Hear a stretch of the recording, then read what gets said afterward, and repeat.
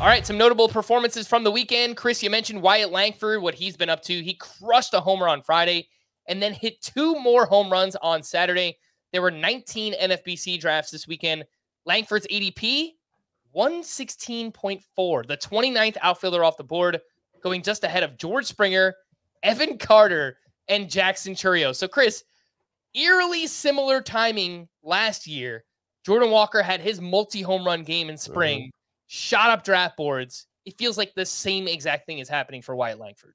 I think we're going to see Wyatt Langford, Jackson Chourio, and Evan Carter. I think they're going to be top 100 picks by the time we get to the last couple of weeks of drafts. And Jackson Holiday may get there too if it really looks like he's going to break camp with the team.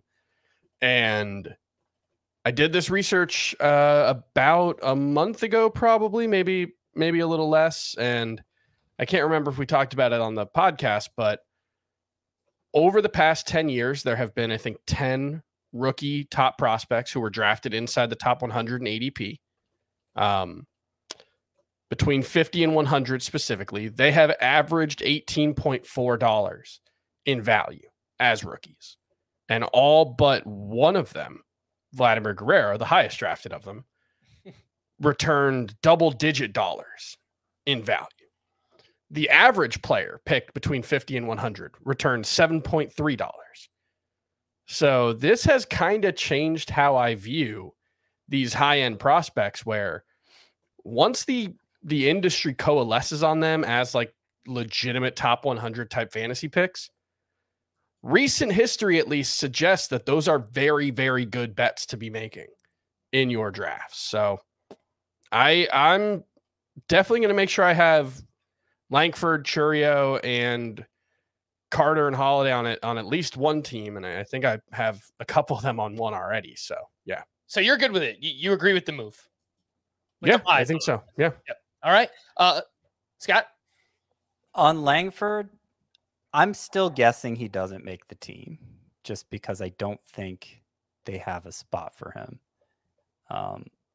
They have the DH spot. And maybe they could rotate their outfielders through that enough that they feel like he's continuing his development defensively, but they wouldn't want to confine Wyatt Langford to DH because obviously that stunts his development. And apparently he still has some work to do defensively. I don't know. I can't speak to that myself, but that is what the reports have said. I think the bigger thing that I'll be watching is, one, you mentioned Josh Young, I think earlier, right? He's been cleared to begin baseball activities. If he's ready to play the field without limitations by opening day, I think that definitely helps Wyatt Langford's chances.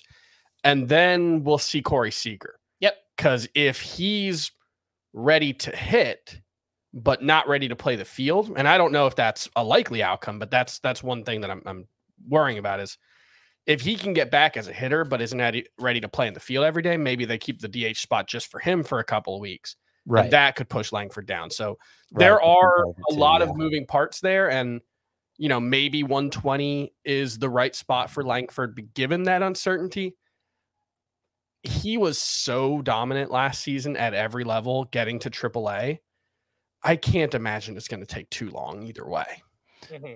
Probably not, but yeah, it's because they have 3 outfielders who they want in the outfield every day, right? They don't have anybody flaky out there, and that's what makes it difficult. I mean, there might I'm always prioritizing Jackson Chourio over Wyatt Langford because I feel like his chances of winning the job are clearer, and so it's kind of like they go in the same range, and if you're going to take one, you're not going to take the other. So I'm sticking with that for now.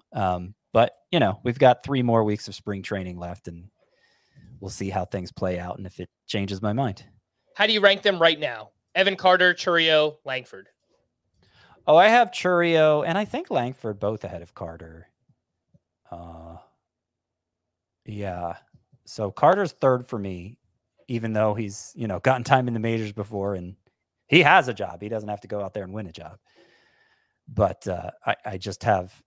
I'm not as certain what his upside is. If it's decidedly second tier upside or if he has superstar potential the way I think both Chourio and Langford do.